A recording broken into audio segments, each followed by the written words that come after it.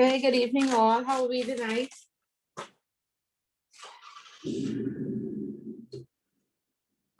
Hello?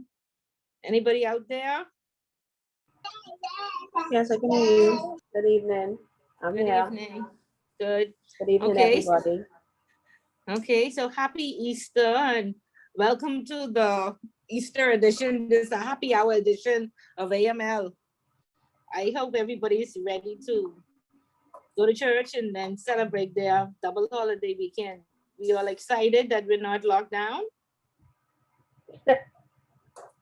Because you know, everybody was talking about it the whole week, saying that we could be locked down, so we are free. So no lockdown this weekend? No, why you sound disappointed, Jason? I am. Oh, No, there's no lockdown this weekend. Jason, we come into your house then, since you disappointed about the Coming lockdown. where? We come to your house. It sounds like that's where the party is. I ride in Fort Lauderdale. Come. We definitely come in. Also, if we wasn't able to travel for the whole of 2020 and 2021, so Don't mind me. I ride here now. So. because I trying to make us jealous. So, okay, that's good. But I hope you're all having a productive. No, you should keep the lockdown though. I mean. Yeah, but you know, he doesn't have to enforce it. You could enforce it on yourself just to stay safe, because you know the numbers are increasing, and some people say there's a conspiracy theory that they're just putting out the numbers so persons will, you know, be afraid. So you could lock down on your own, or the just, Tuesday paper said there's a threat of a third wave, isn't there? But this third wave threat been from like December. Correct. And I mean, other countries have had a third wave. So everybody just, you know, everybody just be responsible and be safe. And well, we're not a responsible nation. No, we're not. But hopefully we would have learned something from this pandemic. And unfortunately, a lot of persons would have lost. I mean, you could look at the death count in America, I mean, or overall, it's astronomical. And I just looked at it and I said, well, you know, in the onset, at the beginning of this, China had asked if they could kill 20,000 people. You know, the UN stepped in and they were outraged by that request.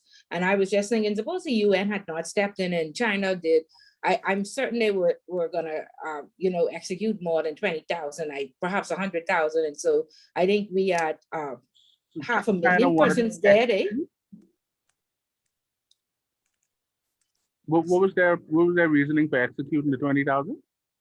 It was a couple of days before they had built that hospital that they had in 3 days. So these persons were infected with corona and they had no hospital. And so after the UN, I think, rejected, you'll have to Google the story. This might be, I know they did request the 20,000, but I think after the UN stepped in and said it was inhumane, then they built like a hospital within 3 days to accommodate the persons. They've been getting advice from North Korea. Yeah, but you know, part of the conspiracy theory is that this is to do with population control. And definitely if it was successful, because you know 500,000 people already passed. So it worked if that was, you know, one of the conspiracy theories and it had any truth to it. Okay. Well, anyway, since this the happy hour edition, and we could try to get out here as quickly as possible so we could start our holiday weekend. Does anybody want to share that we attend any civic organizations, or have we read the newspaper? There were quite a number of interesting articles this week. Anybody had the opportunity? Yes, I did. And one of them was really, I am confused. I am baffled. Okay, let me get my pen. This pen ain't writing, so let me get a new pen. Make sure I document. Well, just say your name for me, please, because I really don't know. Cassandra. Okay, it's Cassandra. Cassandra, your name done in my book 10 times, but go ahead. Hey, let's start it off fast, please. So I see that thing where $1 saying that you don't have to do no customer due diligence if you in tier 1. Cassandra, we spoke about this last week. You was listening to Miss Story, man. I know we talked about this last week, but when I saw it in the newspaper, I was like, hold on, wait, we just finished talking about this. Okay, so our expert. Is that the article with the no transaction fees? No, not the no transaction fee. You don't have to like. They're not gonna check your immigration status or nothing. Okay, so let's talk to our expert. Hopefully she is here tonight, Miss I'm Nikisha here. Burrows. I don't Okay, know if I say excellent. expert, but I And, hear. and thank you for sharing with us. So, you know, what we discussed last week was I had mentioned that the law said where institution A has verified you, and let's say institution A is Scotiabank, has verified you already. Institution B does not have to verify you, but institution B can rely on like a reference letter from institution A. And so institution A would be Scotiabank, institution B would be Central Bank. And Central Bank announced that they will not accept KYC. However, they will rely on, I guess, whomever you bank with already, Scotia, Royal, what have you, where you should have been verified already, one of their licensees. That's correct, right, Nikisha? Correct. Okay. And Oh, so I what thought they does it was now first. mean? What does it now mean that what Cassandra read or listen to, did you attend the seminar? No, I read it in the newspaper. on Oh, you read the Wednesday. newspaper. Okay. Okay. Tuesday. Do So you have any input? So we have to remember that the SAN dollar is for financial inclusion. So that's whether you are citizen or resident or immigrant. So even if you don't have a bank account, and that's why I was saying the tier 1 is minimal. So I think it's a $500 limit that Yeah. you can hold in that account. So I guess we're taking the stance that we just want to make sure that everybody is banked in quotations. And then when you start to execute transactions with higher dollar values, then that's where the KYC will come in. But the intent overall, I guess the overarching intent is to make sure everybody has some sort of access to the financial system and not have to be hiding the money in the mattress, for lack of a better term. So that's Okay. regardless of who you are. Okay. And then you can perhaps read upon this. Thank you for that information, Nikisha, about the unbanked. And so for a very long time, PayPal was unbanked because it wasn't regulated. It's now regulated. So now banks are accepting I guess their deposits, because for a very long time nobody could figure out how to regulate them because everything is online. Facebook is not regulated, and so I'm certain that they have accounts somewhere around the world, but again, that's why Mark, every time he something happens, is a data breach or what have you, he's brought before the Congress, and he is like self-regulated, and so he just apologizes and apologizes and apologizes and promises to do better next time.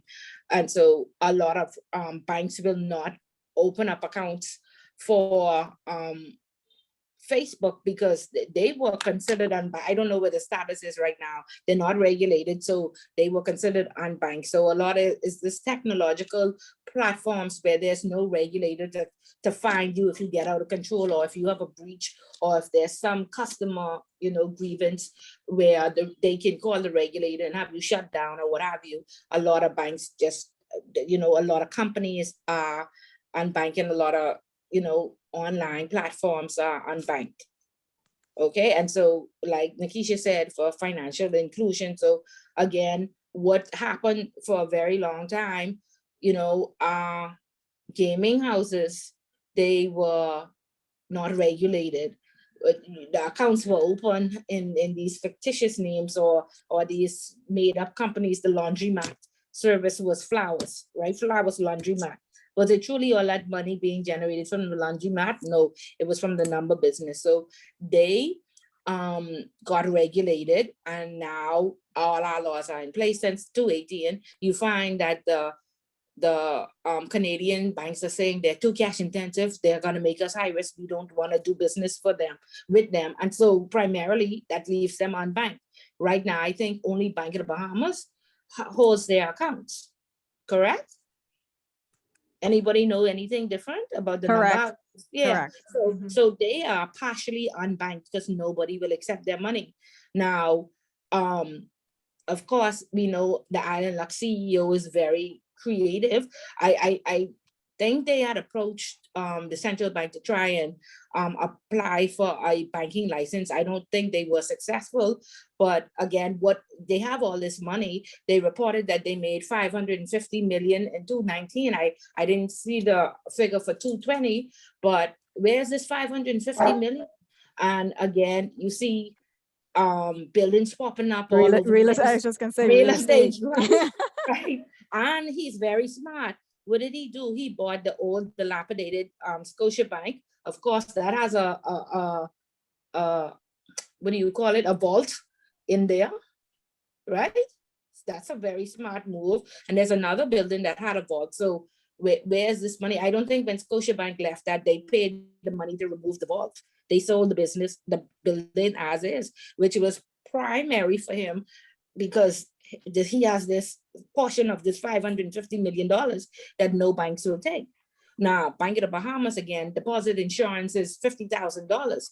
Nobody's gonna put $500 million in Bank of the Bahamas when they're only covered for 50, is it 50,000 per account or 50,000 in total? Anybody knows? Per account. Per account, right? So he will have to have what, not that the whole 550 million is his, but I think at least 250 million is his. So he would have to have what, 100 accounts? Up to each one of them 50,000. And of course, depending on who the government is, Bank of the Bahamas is not very stable. And so therefore, you know, when they had that show of Bahamas and when the PLP was in power and they were saying that all those MPs had, you know, had those delinquent loans that were not being paid and they were not properly collateralized or have the proper collateral held against it, who's going to keep their money in Bank of the Bahamas? If you had more than 50,000, that is. Okay, so that's how you become unbanked, just so you would know. Okay, good, Cassandra, is that clear now, or did we answer your question? Yeah. Okay, good. Okay, very good. Okay, so anything else about you wanted to share, or just that you wanted clarity on that portion of it? I also saw on Eyewitness News where Franklin Wilson said that mindset needs to shift for economic diversification. Okay, so he had a seminar, a financial seminar, and I think I sent it to most of you. Did anybody get the opportunity to attend? Yes, I did. Okay, great. So share this symphony. No, this Cassandra. Oh, this Cassandra. Okay, so tell us, give us some insight. What did you already have your 5%, eh? I think so. I think I shared. Let me see if your name on this list. Oh yeah, I even have the date. Okay, but still share. Go ahead. Yes, I think. We give you somebody else 5% too, Cassandra. Yay! No, I can donate my 5% to somebody there. You should have taken them with you. So in my other group, you know, persons are very shy and they don't want to go. So buddy up with somebody. Like I said at the beginning of this class, share your number, network, get to know somebody in the class. What's this, a seminar? Yeah, this was a seminar that Franklin Wilson held last week. I sent an email to a few of you, and then I said, whomever has a WhatsApp group, please share it in the WhatsApp group. I don't remember that being in the WhatsApp. It was in the WhatsApp group. Okay, Jason, you must have missed it. You was flying, you was preparing for your trip, so you missed that one. My imaginary trip, yeah. Yeah, imaginary trip. Yeah, but so go ahead, Cassandra, tell us about it. Okay, so I think it was last week, Thursday, if I'm not mistaken. He had a sit down with Mr. Brandon Major, which is Sunshine Holdings lead marketing person. And sorry? No, I think somebody just turned their mic on and off, so you heard some noise. Oh, okay. So basically he was giving advice on if you want to invest, start a business, and basically his life story growing up on how he became who he is today. And the part that really stuck with everyone that I talked to at work is was when he talked about family. Like, don't have a job make you put them above your family. That really stuck with me and basically everyone in the meeting. But another major part of it was him saying that young people need to diversify, need to look into like tourism, stuff like that. And that was basically what he talked about. Little odds and ends about COVID, but those were the main takeaways from his discussion. Okay, great, great. Thank you so much, Cassandra, for sharing. Okay, anybody else? Yeah, I wanted to share. Okay, go ahead. Let's hope everyone's okay and so happy to be holidaying this weekend. But I wanted to yes, we all need that break. Yeah. I wanted to share about basically how we're gonna be impacted a lot from in the compliance field by the rise in tourism that's expected to be for the nation. I saw on the headlines in the newspaper on Wednesday that there's going to be a law conference at Bahama in September. 1,000+ international lawyers are coming here. Then there's also whereby Expedia, they have increased interest in the Bahamas, and also the cruise portals having docking here at certain ports. There's actually a cruise that's going to be going to different islands. Yeah, and didn't we want that for years? I mean, Yeah. it came, Exactly. I saw that America has, or the CDC has said no cruises until November. But I mean, I guess this is the only way for us to get our feet in the door. And I pray that persons are safe, and it's not one of those cruises that goes out and everybody gets sick. And it's stuck at sea. I pray that it goes well, because for years we have, lobbied for this. And the only time I guess we get the opportunity is when the rest of the world is locked down, or if it's not closed. safe. But we are a praying nation, right? So we need to Yes. pray. We need to pray, because years when Obama had left office and he relaxed some of the restrictions against Cuba, Cuba took 21 cruises from us immediately. And then when Donald Trump came in power, he took away some of the privileges that Obama had released to Cuba, and that brought us back half of them, but not all. Okay, so again, this is a big opportunity for us. They expect like 4,000 persons to come through the airport. And I don't know if most of you have gone on a cruise. You have to catch the plane the day before, because they had the delays. So normally you catch the flight the night before, so you overnight for one night and then you go on your cruise. So hopefully they will schedule the times where persons will come in the day before, overnight, and then take the cruise. And so I actually remember a couple of years ago writing a letter to Ministry of Tourism about the same thing, because we did a tour out of Europe. And I'm like, why, if all of these ships are registered in the Bahamas, are we not making sure at least one of their cruises has the Bahamas as a home port? Because you at least have to spend 1 or 2 nights, then you have to eat, then you probably will shop. And that could be money we getting right there, but they never responded to the email. Well, it finally happened, Symphony, and I said, we lobbied for this for many, many years. So it's here, and so now we have to come together and pray that the cruises are successful, and we blow away the customer, and they don't find a way to take this back from us, and then that the people are safe and healthy, and that we don't bring more COVID to us. And the thing about it is, the thing about it is they're saying that they want this to be ready for June, and June is not far, because we can't even count this month, so you might as well say May is really all you really have to prepare. And so when you look at this, I could be wrong, you could correct me, when I'm thinking about this from a compliance perspective, there's much work to be done. Definitely. Because a lot of work to be you might done, have persons coming off these ships approaching banks, local banks, that they want to open you just never really know, saying that it's more traffic coming here than before. Right. So it's a lot that we have to, and make sure that things are regulated, even with this Bahama 1,000+ lawyer conference. My goodness gracious. You understand, how is that even going to be, regularized and put in check? Because you have 1,000 people. I'm sure 1,000 of them lawyers don't want to stay on Bahama property the whole time.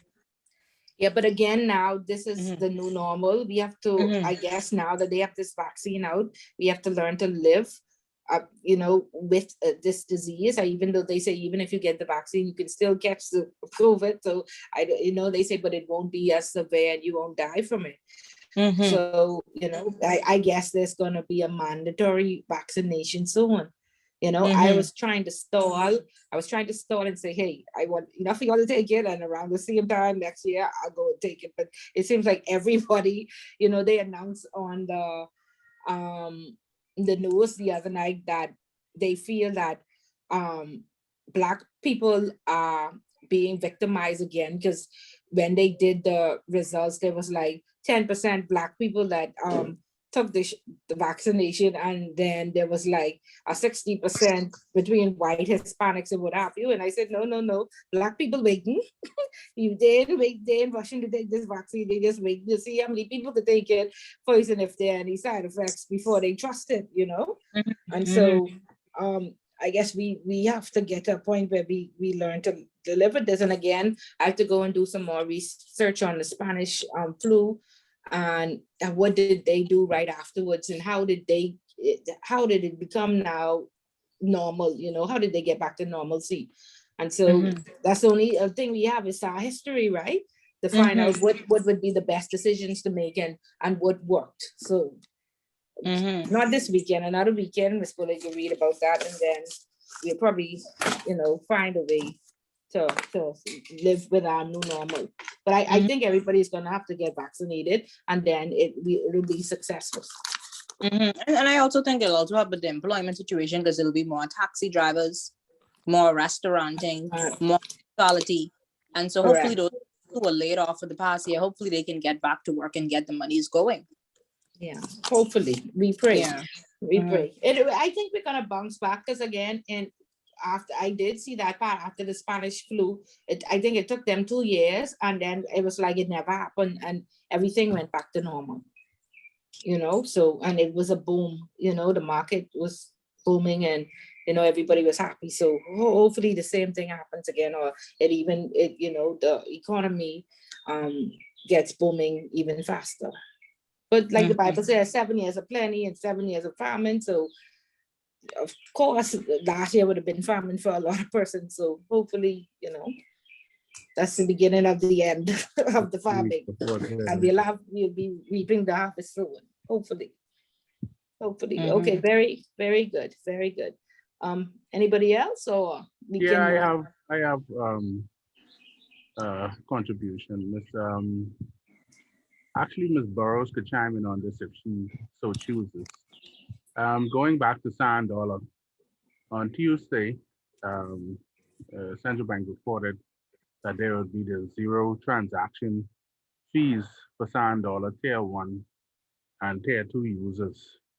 However, I didn't read where they mentioned that these transactions, no fees would be on the central bank side of it, or the MTBs and financial institution side. Because I know if central bank is not charging fees to the local institutions, therefore local institutions shouldn't be charging transaction fees to their users. Now, is this gonna be ongoing, or there's some future tax going on with this? That's my question.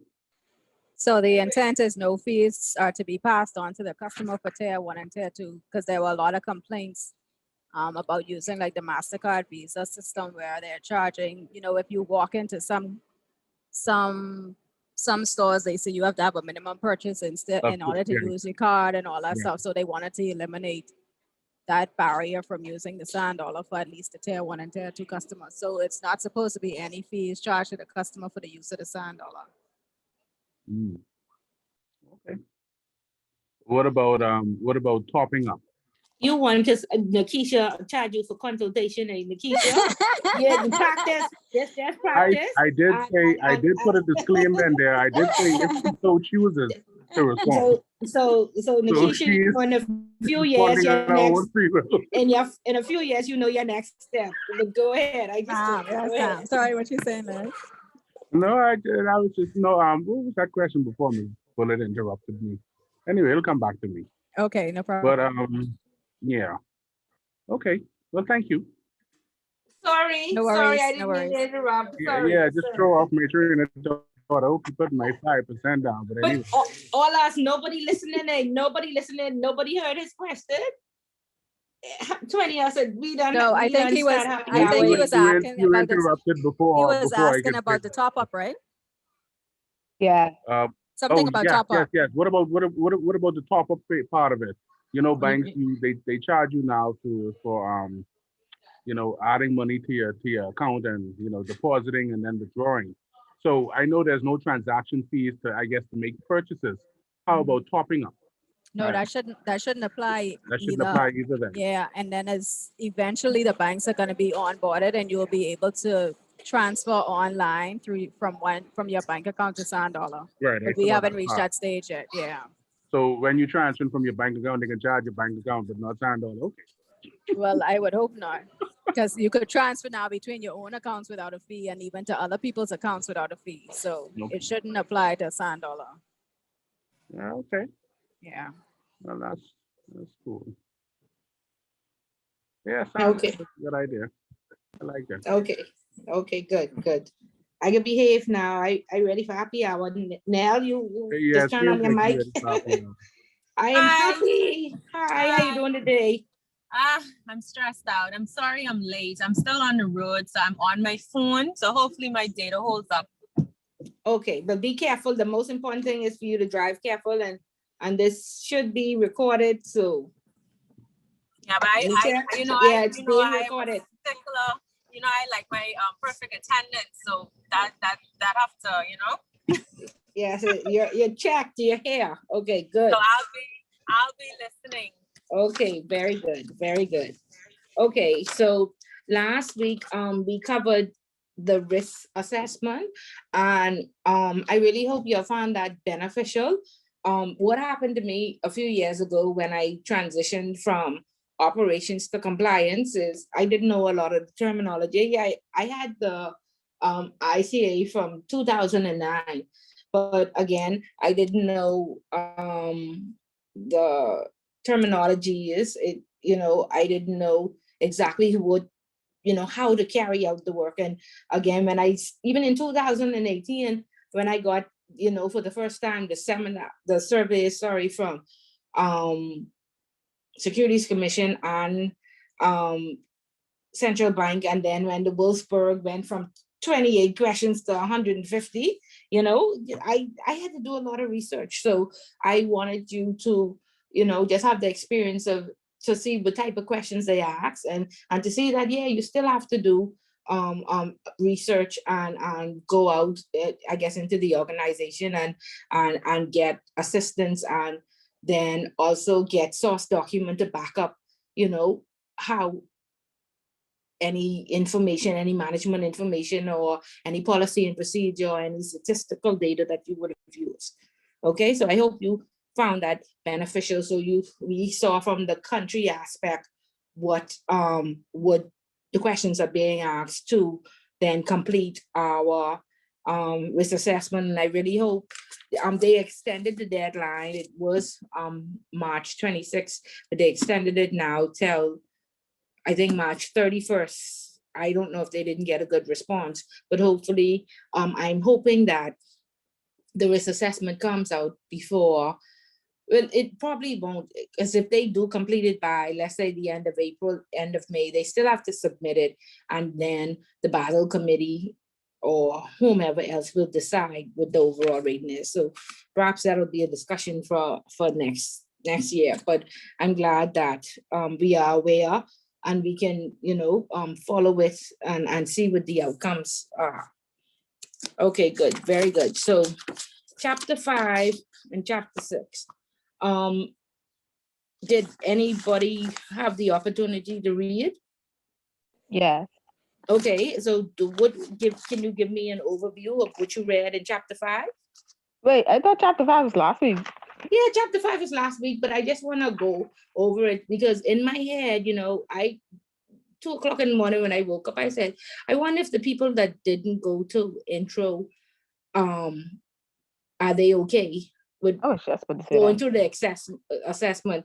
Are they as comfortable as the persons who were in intro? And so I just want to do an overview to make sure that everybody's on the same page. Oh, okay. Well, it was basically a repeat of intro to comprehensive compliance systems. And it was a lot of lists, and that was my question actually. We have to know Okay. all these lists?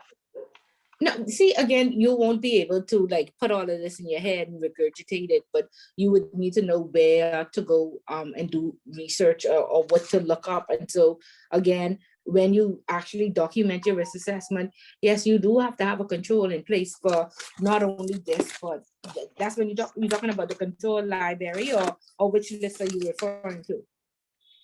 Like chapter 6 in particular is more like the list of things that you need, like when customer due diligence is carried out, Oh, what you oh, need for customer due diligence, those oh, things. oh, yeah, yeah, you definitely have to know that. And again, you will either sit with what you do is create a checklist that you put on the front of each folder or each file, and then you tick through it, and then you make notes. Do we Oh, I have meant the for the full? exam. Oh, for the exam? No, this is just basically what you would carry out in your institution. I mean, in the exam, if you have a question about the due diligence part of it, it'll probably be a scenario where, let's say, Mr. X lives in Afghanistan.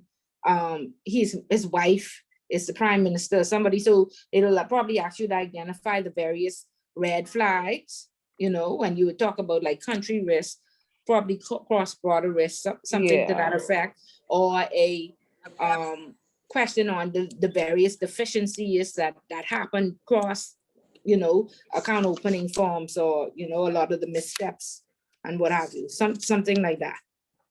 Oh, okay. Yeah. Yeah, so you would just need to, how do you identify something that's high risk? What would stand out to you as high risk immediately that you know is high risk? PEPs, right? Yeah. Okay, I what don't, else? The country if the and country they come from is the one type of, of business. Go ahead. Sorry. so you can go ahead, Erica. Yeah. No, I was saying the country Right, and the type of business the correct. client does or the Okay, so company. but yeah, so Correspondence. right, Yeah. and so again, country, and it is important because then there may be a block countries or sanctioned countries, right? And yet all those countries may not necessarily be in your risk appetite, correct? And so you're not able to do business with those countries. However, there are specifics. um there are 10 categories, let's say, on a risk assessment, and your country may be high risk. Let's just say your country may be Russia, but your overall risk rating may not come out as high, unless your business says, because when I was at Royal Bank, they said, even though Russia is rated as medium high, any business that has Russia on it, consider it high. So that was our internal policy. Okay. And so that means we wouldn't get any, regulatory issues from making that an internal policy, our policy. But if we we could have changed that internal policy, say 6 years, we would have had this account for 6 years, and then we decided, well, hey, we had no problems and all the KYC is intact and we have the contact with the customer, and we could make this person low risk. So internally, we would be able to make those changes. But the law says, or the guidelines say, if there is correspondent banking, if there is a PEP, if there are bearer shares, it must be high risk. Okay? So do we understand the difference between the two? You can have a high risk country, but not overall a high risk rating. The law also says if there's not face-to-face contact, that category must be a higher risk. But that does not necessarily mean your overall risk rating will be high. Your overall risk rating automatically is high when there's a PEP, if they're asking for correspondent banking, or if it's another bank asking you to send wires on their behalf, or you're sending wires, or you have a correspondent relationship, or if the account is a bearer share account. So do we understand the difference between the two? I'm not too sure I understand, Ms. Willard. You're saying that if it's not face-to-face banking, so you're telling me that everybody who has an offshore company in the Bahamas, and the client is, let's just say, in Panama or Portugal or whatever, that's already high risk? No. Okay. Because I think I Okay. lost. Remember when we looked at the Basel Committee or their methodology? And we saw that they had like 10 different categories. You don't remember that? Okay. I probably didn't study that. Okay, so when we get to chapter 7, I'll bring up a risk rating so you will fully understand. So in chapter 7, we're going to talk about risk rating and how we'll see how the country is risk rated. We look back at the methodology from the Basel Committee. So on each risk rating form, there are like 10 categories. The guidelines suggest that in this category, if you did not meet the client face-to-face, then give them the highest rate. You could say from 1 to 10, 10 being the highest, give them the highest rating. But 10 of those categories have to add up to give you an overall rating. So your country plus your business activity plus the product or service you got, and then the activity that's going to be undertaken, how many transactions you're going to do each month, and how much money you're going to bring into the bank. And so then you add all of those up, and then you decide if you get points below 30, it's considered low. Between 30 to 50, it's considered medium. Anything over 50, then it's high risk. So what has to happen in the categories for bearer shares, PEPs, or corresponding banking? You have to have a 50 in there to automatically, when everything adds up, to overall add up to 50, to plus 50, and make it high risk. Okay. You see the difference?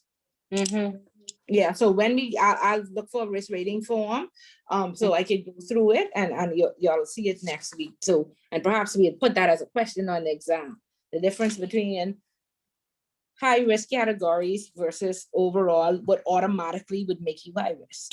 Okay. And it talks about banking and precious metal and trading. Okay, so basically you're saying like, it's like if you took a survey, and if let's just say one was like, based on what the survey is, it'll tell you basically where you fall, right? That's what you're saying? Correct. Okay. Whether you're high, medium, or low. Okay, and then basically this isn't something that we give to the client, right? That is always kept internally, right? Yeah, that's kept internally. Okay. Right. Okay. And it's tailored to your business. It's just tailored to the type of services and products that you offer and the type of countries that you deal with. So you may automatically say, I don't deal with Venezuela because we know Venezuela is a high risk country or a sanctioned country. Okay. That's no problem. Okay, so just a little recap of chapter 5. A risk-based approach includes the following areas: risk identification and assessment. It's the type of customers you want, the type of products and services that you're gonna offer, and this is where you document what risk you are going to accept, what risk you are going to assume, or what risk you're going to avoid.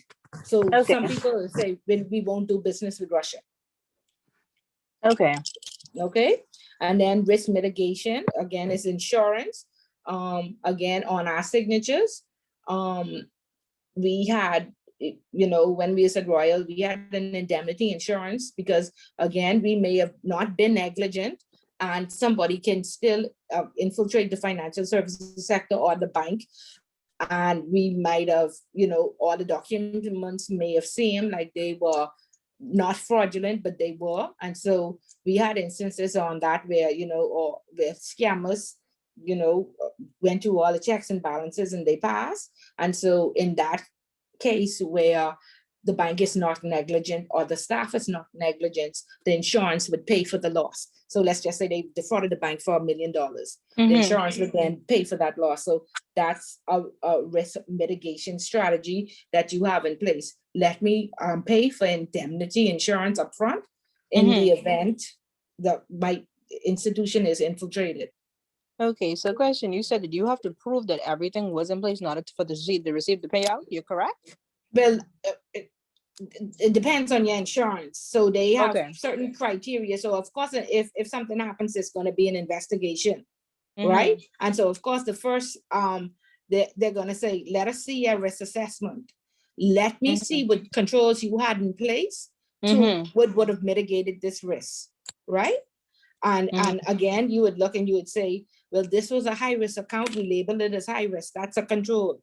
We put it with a senior manager who is trained, and they'd say, let us see the CV or the resume of the senior manager. Let me see if they have enough experience or knowledge, educational background.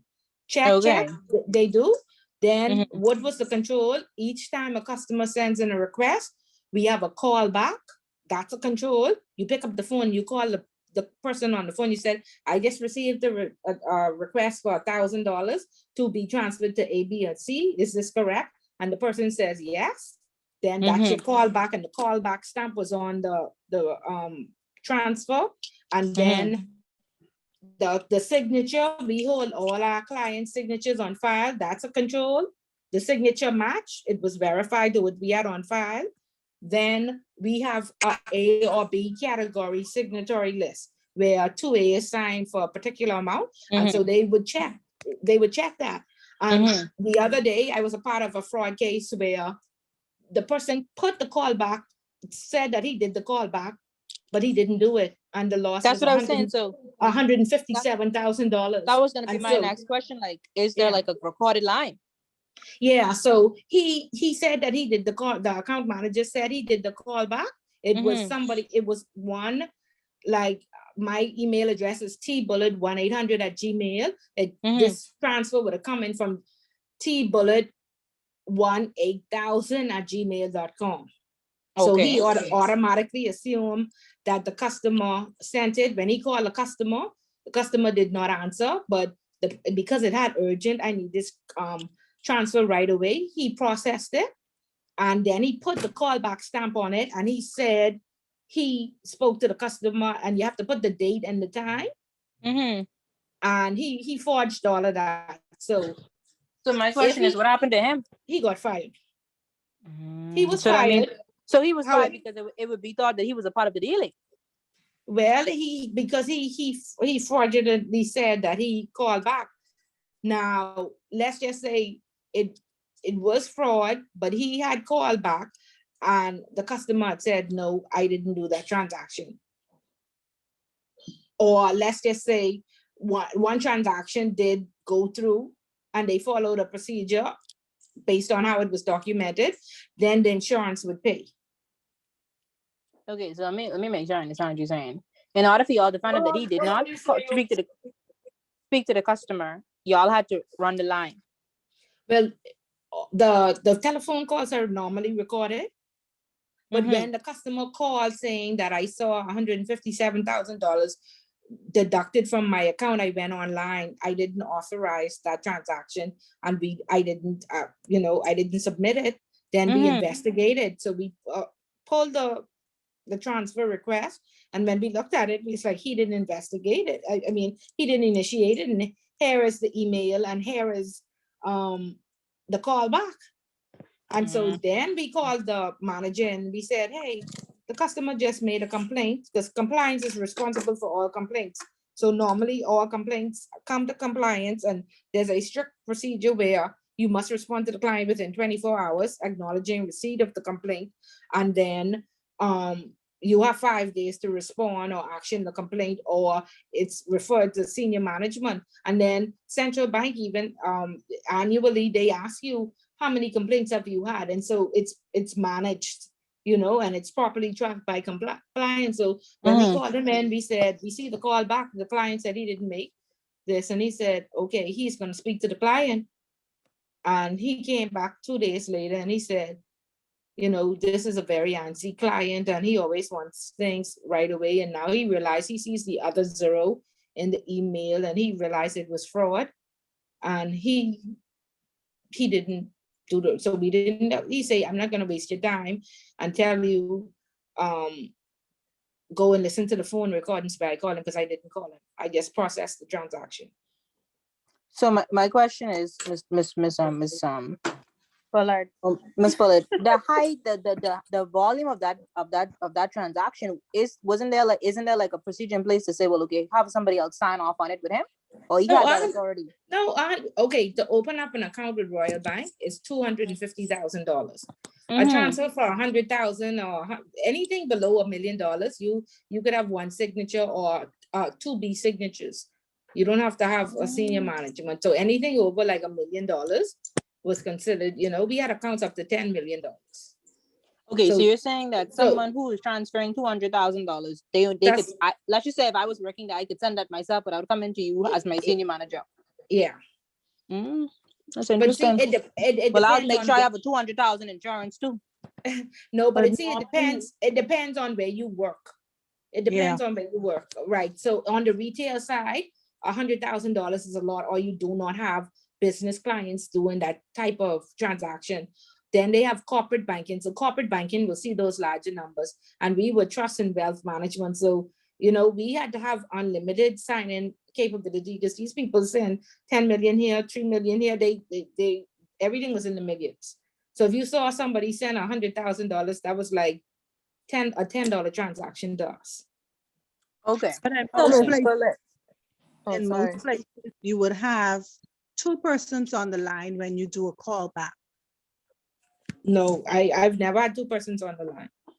Oh, Over when here, I- it's different. institution where I work, there are two persons on the line whenever you do a call back, just as a precaution or, to ensure that the controls are in place. Normally, there are Really? two persons on the line. Okay, So- okay. That's so strange. Miss- I've never had that. Anybody else have two persons? No, they have recorded phone calls. Yeah, we have our phone calls were recorded. Yeah, it's So recorded, but So my question just as an is, extra precaution, you would normally have a supervisor. Two or persons. somebody. Right. So then that would be a control. The insurance would check were the two persons on the line. Was the like, if they could hack into your computer, of course they could hack into your cell phone or into your landline, right? And so they could have possibly been at the other end and say, yes, I want the transaction. Okay. But once, like you said, Kelia, if the policy says two persons, once they can interview two persons and said, yes, we did call, however, the phone was also hacked, then the insurance would pay. Mhm. so Miss Bullard, you said he was fired, but nothing else happened. Okay, let me tell you, for years, I tell you, my best teller, the teller of the year, the person I give all the awards to was the person who was stealing from the blind people. The banks is more reputational risk, and Royal Bank closed down. We were very profitable. Wealth management closed down because there are 5 others, commercial banking, corporate banking, Dominion Securities, capital markets, and FinCo would suffer reputational risk if the staff members continuously be dragged before the courts, right? So what has happened is we lock them up and then nobody's ever show up to court.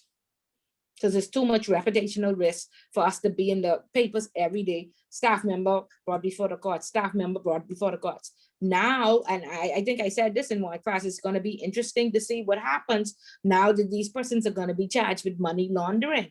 They're going to be charged with stealing by reason of employment and money laundering. So the banks won't be able to protect themselves from the reputational risk any longer. Right? Because where they may not show up to court, the prosecutor will still have to prosecute on the money laundering charge. They can't just let those drop.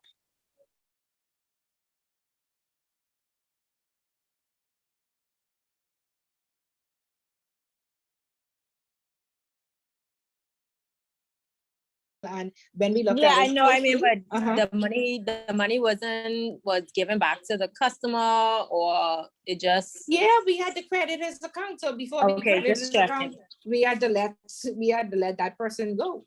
Okay, just checking.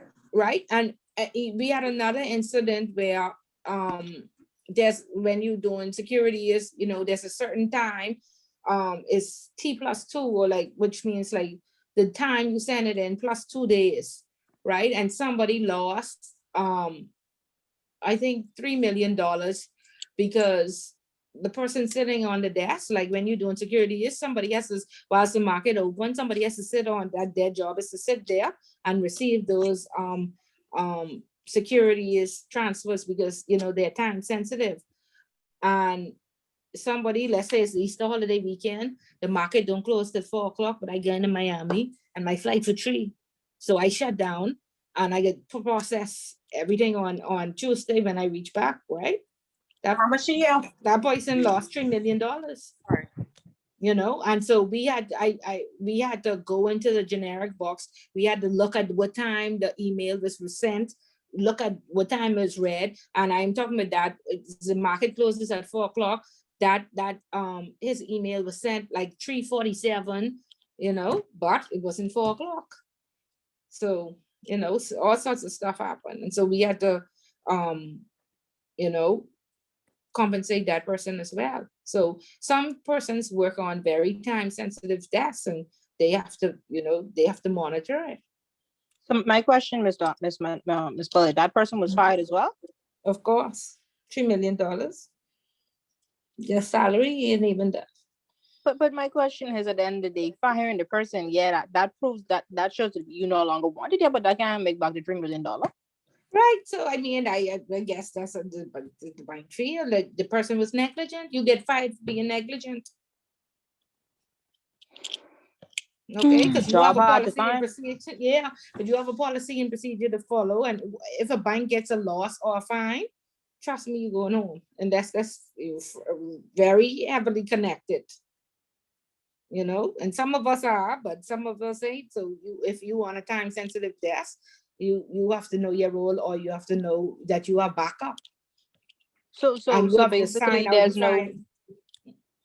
Go ahead. There's no what? There's no room for human error.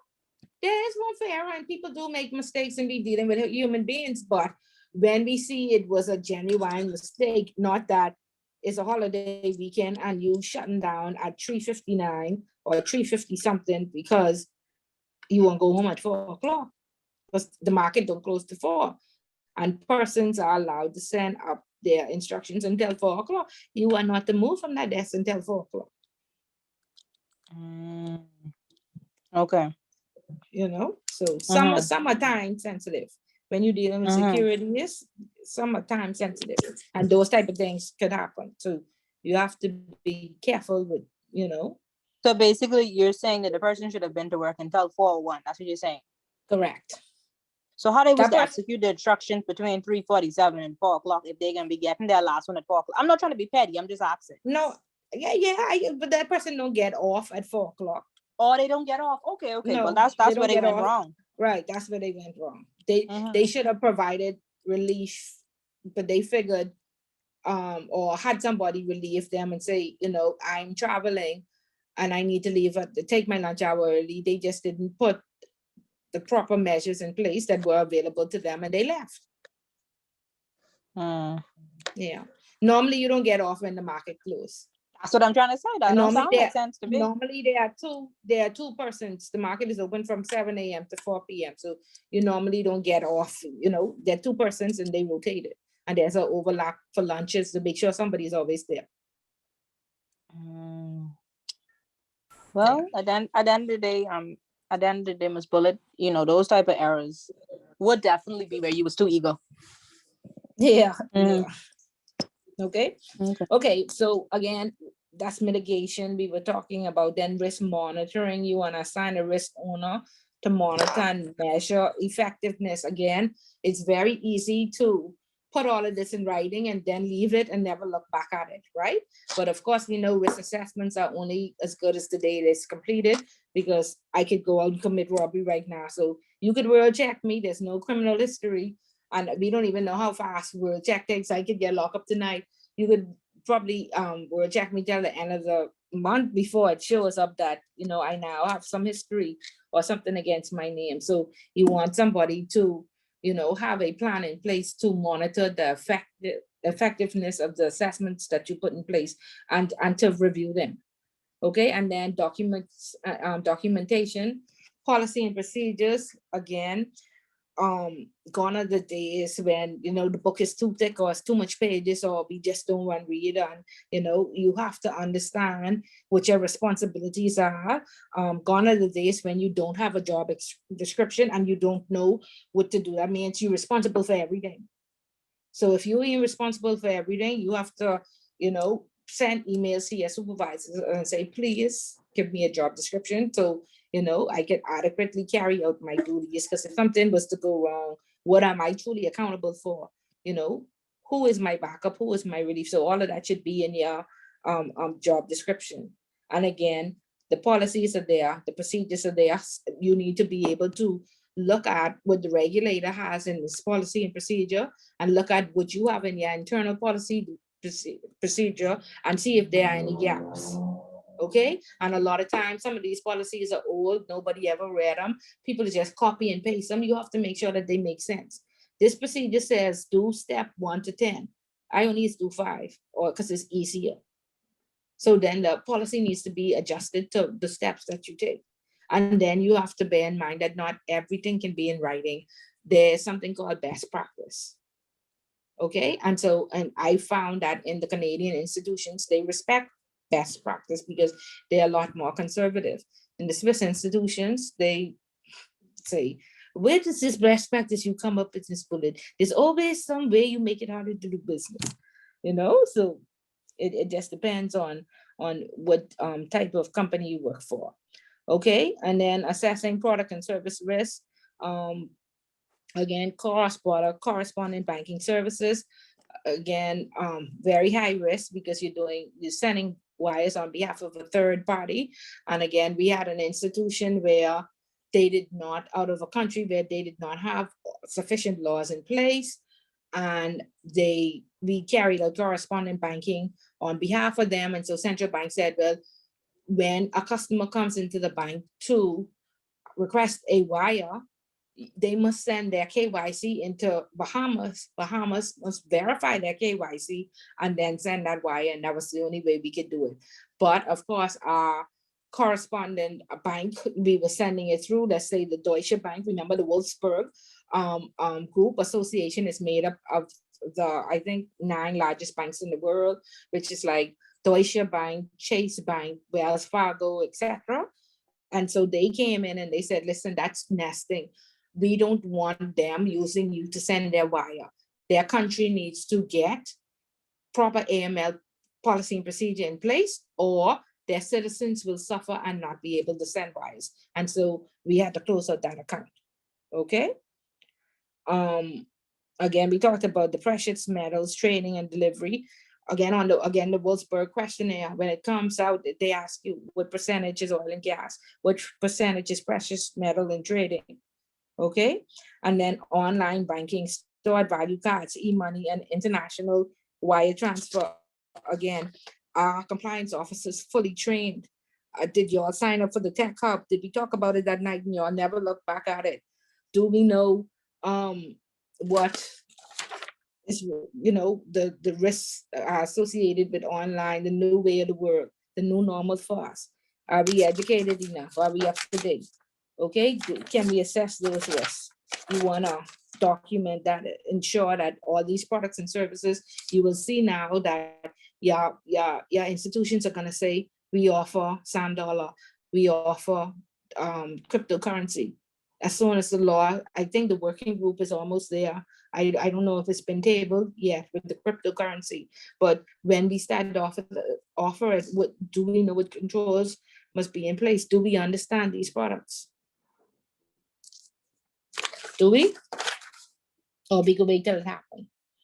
Okay. And then assessing delivery risk. Again, back to central bank saying, where there's no face-to-face, I need, there should be some control in place. And where there's no face-to-face, whomever is meeting your customer face-to-face, whether it's in Switzerland and Ireland and the UK, you need to send them the Bahamas AML procedures. okay? Because their own might be a little different. And so not only do you send it to them, you make them attest that they are abiding by Bahamian law, okay?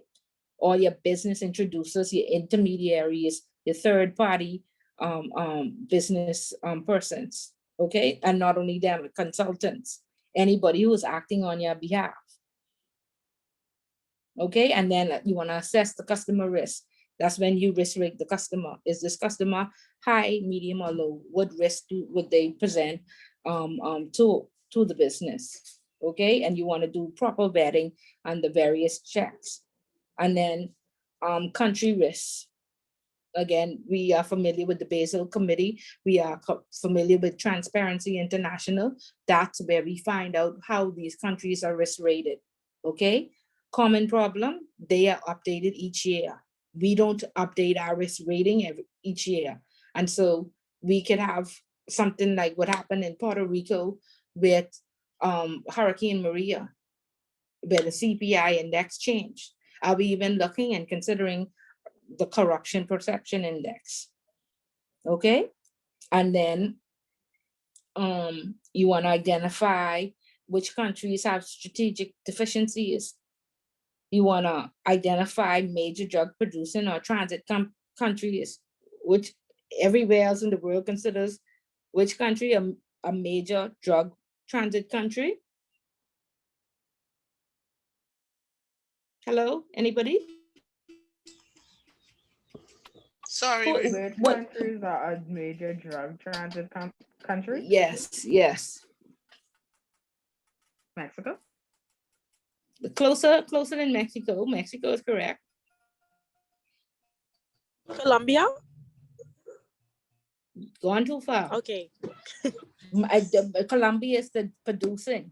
You say trafficking? The transit country. You got Jamaica. No, closer to home. The USA. The US. That'd be the Bahamas. The Bahamas, they are from. Yeah, I know. I thought that was from the 80s. Closer to the Bahamas. I didn't think you would think about the Bahamas. Yes, I said close to the whole major drug transit country. When you get to ICA and you start to read the list, they have, every time we were blacklisted or documented or they make note of us. I get some music. Well, the Bahamas is the gateway. Yeah, so that's what they have. They have Bahamas when there's secrecy laws. Bahamas is the major drug transit country and all of that. Okay. What this is with playing? Somebody having music? No? You can hear it or just me? I can hear it Yes, too. I can hear it too. Yeah, I could hear it. I don't know what That sounds like feedback. I can hear it too. I thought that was my speakers messing up. Okay, you unmute your mics. Mute your mics for me. Let me see if it'll I go think that's away. feedback from you, Miss Bullet. Okay. Okay, I hope that's better. Okay, and then again, like I said, who is why? Wonder why I would be given. Let me mute.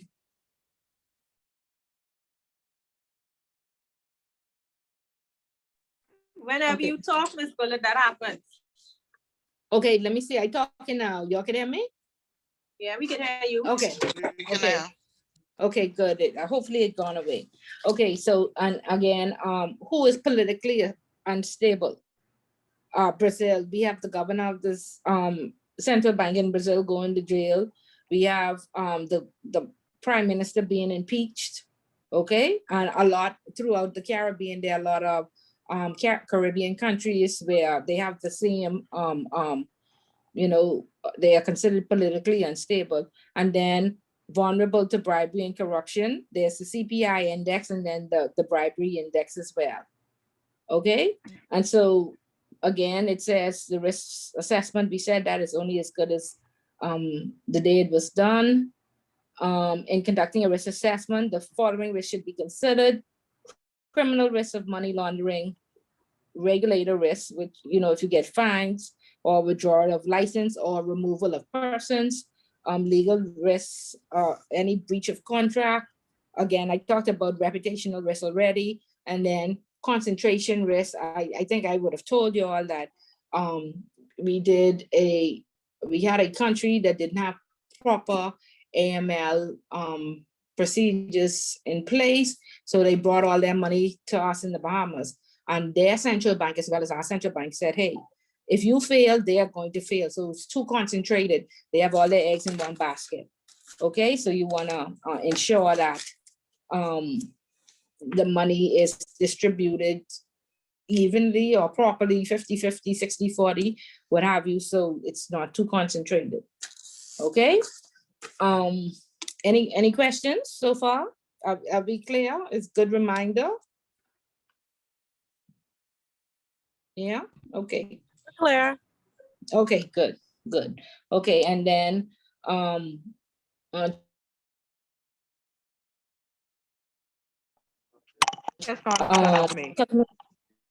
no, something came across this computer that I'm using. Sorry about that. Something was ringing. Yeah, so customer due diligence is carried out by the company for many reasons: to assess the legitimacy of the assets to be used in the relationship, to comply with legislation and regulation, to be reasonably certain that the customer is who he says he is, to guard against fraud. And again, we all know, we looked at the central bank guidelines. We know what is recorded, or what is required. Common problems, again, with the central bank guidelines in the Canadian institution. At the beginning of the central bank guidelines says may or shall. And so, sorry, must and then shall. And so again, it said, the following are required: the full and natural name. This is the must, right? And so in many institutions, they consider this mandatory, what must be given up front, because of course we know that they allow us 30 days. We deal with governments, high network individuals, very big corporations. So it's very difficult for them to get in all of the information at the beginning of the relationship. And again, in the offshore world, it's very competitive. And so you don't want to lose customers. And so we try to appease them by saying, these are the must, these are the mandatory documents. And again, that would have been the passport and the permanent address and 2 forms of, communication, or 2 ways like email or telephone, and purpose and nature of the business. And then within the 30 days, these are the shalls, the nationality, the occupation. No, yeah, they are the shalls. And then even it's the source of funds. So that was a conflict, with me, not at the Canadian bank, but when I got to a Swiss bank, I got a lot of backlash by the law doesn't even say, so there's no way we'll be fine. So why do you need source of funds? I said, how else will I verify, that this person makes this kind of money, or how do I prove that they're within a profile that they can afford? How do I know that their government salary affords them to deposit $10,000 a month? It has to be verified. But of course, they were Swiss and they were in charge. And so they said, I am just making it difficult. And they said, because look, I brought the law, I brought the guideline that you follow every day. And it says, you shall get this. And so, that for many years, that caused problems for compliance officers, the must versus the shall. Okay. They just don't want to, be seen as they are hampering business, or they're not as business savvy as these persons who run these financial institutions. And so they don't want to, they send it across as recommendations rather than this is what is required by law. If you don't do it, you will be fined or what have you. And what you find is a lot of persons do not respect best practice. And best practice, just because you can't document everything. And you will work with some persons, like I said, a lot of them in sales, they are on commission. And if they don't open up this account, they won't get paid that week. And imagine if it's school opening or Christmas or whatever, they standing over you and tell you open up this account, right? And so therefore, they ready to read the central bank guidelines to you and stand over you and saying, you making it harder to do business or get these accounts open. Okay. And so that was, when I responded, to like white papers and stuff, I always said, well, you don't have this problem in the Canadian banks, but in the Swiss institutions, you do. You find that they don't respect Bahamian law as much as, and they're not as conservative, as the other banks. But they are some of the issues that you find. And so when collecting all of this KYC, another common problem is, most account opening forms are 42 or 50 pages. There are spots on those pages that are clauses that you have to initial. Ms. And Claire, you would please stop find it. that you would find that persons miss out spots, and again, if the account opening application is not filled out correctly, you would find that salespeople or persons would not, they ain't sending that back to no Switzerland, and then the person in Switzerland calling the customer, no, they initialing that themselves. And so therefore, of course, we know that the customer has their own copy at home, and so the whole purpose of having that KYC or that account opening package is for it to hold up at God. And so if the customer has a version that's not signed and you have a version that's signed, of course, automatically there's no case. The customer wins and the bank is charged with collusion. And we have had cases where persons have showed up to court and said, I didn't sign that because I didn't agree to that portion. And the lawyers would have said, well, you wouldn't have been able to open up that account if you don't agree to that portion. And they say, well, the bank opened it up and figured they would sign it on my behalf, and so we had fines and we lost a lot of money over cases like that. Okay, so be sure that when that account opening package returns, it goes to the proper vetting department, and persons agree to all the clauses, all the definitions, or the terms in a agreement before you open that account. Again,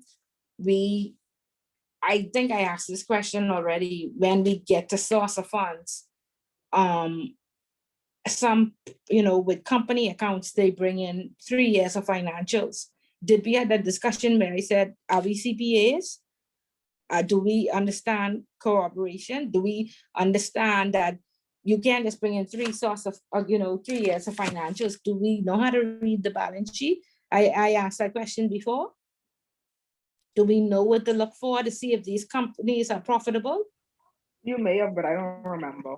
Yeah, okay, so that's a very important thing, because a lot of times companies have sent in their 3 years of financials, but we don't have any internal policies set up where we say that the accounts department will tell us if this business is profitable or not, right? And then we don't know how to read the balance sheet properly. Okay, and I wouldn't even though I know parts of it, I just don't take it on. I want the CPA, the trained person, to confirm to me that this company is indeed profitable. Okay, because we did have a company that seemed to be profitable, but when we looked at their assets versus their liabilities, they were overexposed. And so there was no way, it didn't even make sense for us to open up that account, because they brought in, this wasn't at Royal, this was at another institution where their limits were very much lower. They brought in $100,000 and that was it, because that was basically all they could afford. Okay, and then if you have a minimum, you don't want accounts that are below the minimum, because you will find that they become stagnant and sometimes dormant. Okay, so you want to make an internal policy with the accounting department to read those financials, because it's no use them bringing it in if you don't understand how the balance sheet works. And we are compliance anyway, you know. And so I'd let the experts help us out and let us know, you know, what exactly is required.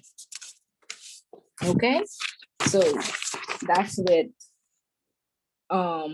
ensuring the parameters and the balance ranges, and you know, if it even makes sense to open up these accounts and with the source of wealth. Another common problem is that, you know, we had stuff on file, and this when I was at Royal, we had stuff on file that was in Mandarin, or at a recent institution, you know, they insisted that we had accepted documents in Spanish. However, you know, there was one person on staff who was responsible to translate those documents, and nobody, I guess, watched over him, and it was never done. And so when the regulators come in, and you would see that even though, you know, you want to be as business savvy as possible, and you want to cater to all languages, particularly in the offshore world, if you don't get those things translated, you will get a fine when the regulator comes in, because this is the Bahamas, and they say every document must be kept in English. Okay, and so you have to ensure that all those documents are on file, and many times it's memo and arts, which are, you know, 20 some pages. And if you don't speak the language, you have to insist. And a lot of times they expect you to, you know, I was told with Miss Bullitt, you need to go learn Spanish, French and Mandarin. I said, really? No, Miss Bullitt won't. You're find me a compliance officer that could speak all of those, and then I will go, you know. But so ensure that you work with a reasonable company who understands that this is Bahamas, and the language is English, because that's a common problem. The account is open, and Ms. Bullitt, again, yes. you could outsource those type of things too, though. Yeah, you could, Like but in terms of translation of mem and arts and other corporate documents. yes, you can. But is it Sometimes done? Is it ever outsource done? those. Is it ever done? Sorry? Is it ever done? Yes, it is. Okay, but you have a very good institution, because I worked at an institution where one person was assigned and he never got to it. And until No, audit came in. We have a particular person who's Spanish speaking, who's on contract, and who has signed an indemnity, you know, for confidentiality. Yeah. Yes. And we let the client know upfront that if the document is coming in Spanish, it's going to be translated, and this is the cost. Okay, and that's a very good process, because a lot of the companies where I worked did not have that, and there was, like I said, they had it assigned to one person in the department who was always too busy to do it. And when the regulators came in, but even so, it was difficult as compliance. You know, you have to sit to Google and, you know, translate all of this, and that takes up a lot of time. Okay. So, and then we found out that person too was able to speak Spanish but not read it. It was crazy. So all sorts of problems. Okay, but just make sure that it's kept in English. And then a lot of times, even though, you know, we had a very major problem where persons would, because we had external asset managers all around the world, they would see the customer and then they would send us translated documents, and just like the justice of the peace, or anybody who would have certified, the teacher, the lawyer, or what have you, again, that was not in English. And so when there was a fraud case, that's when we go get that translated to find out exactly what that's saying and who this person is. And there should be an ID number. Then you try get the FIU to search up this person. That person don't even exist. And so I think I mentioned that that's why the UAE said that, you know, you could accept them at your own risk from a lawyer, accountant, or a certifier. However, if you want them to support you in any court case, that means that you have to come to their Supreme Court to get things verified, or it's not, you can't come to their country saying that this person committed fraud, because they said there has been a lot of fraud from their certifiers, and so you must come to the Supreme Court if you want to ensure that you don't have a fraudulent document, which takes like 3 months. Okay. Any questions on chapter 6? Are we good with risk-based due diligence? Do I need to go more in depth about what is required? Because by now, all of us should, at our institutions, I mean, where we work in banks or financial institutions, we should be familiar with our KYC package. We should be familiar with the account opening package, and we should be able to look at it and see where it asks, the full and correct name. And like I said, a common problem is the aliases, the permanent address. On our account opening form, there were 4 places to write the address. And so these people are, of course, a millionaire, so they wrote 4 different addresses. And it's reduced now because of CRS and FACA. And again, that's a requirement for account opening. And so when persons bring in their CRS or FACA form, you want to ensure that that is filled out properly, because there has been so many deficiencies, I don't even know where to start. And you want to ensure that this person, they may bring you in a Venezuelan passport, but they say they live in Spain. Of course, they want to be resident in Spain, because when you send wires with a Venezuelan address, nobody's going to accept them. Of course, they will be blocked. And I had one corresponding bank that used to take those wires, but that was the same correspondent bank outside of the US, that said, we don't do business with countries that has a CPI index below a certain amount. So then that even stopped. Okay, so persons can't use the address that's most convenient for them. You have to ensure that the information that you accept makes sense and is properly documented. Yes, Mia, go ahead. Yeah, I just wanted to clarify on page 40, the second paragraph. I was a little confused by the second sentence in that paragraph. If you could clarify, I would appreciate it. Okay, can you read it to me? Because I'm not even certain I have the same book that you have. Okay, it says, but I'll read the full paragraph. A customer is a party with whom a business relationship is established for a duration. This means that customer due diligence is required where there are no business relationship or business relationship is established and there are no transactions. Okay. My thing is, I would think that you don't need due diligence if there's no business relationship. No, that is for, those prepaid cards or persons who, there would be a business relationship. I wish I could find it so I could read it again to make sure this is in chapter 6? Yes, chapter 6. So page 40, the first page of chapter 6, the second paragraph. Okay, yeah, so my first page says, 40, it starts on 41. A customer is party or parties with whom a business relationship is established, one-off or professional or commercial for a duration.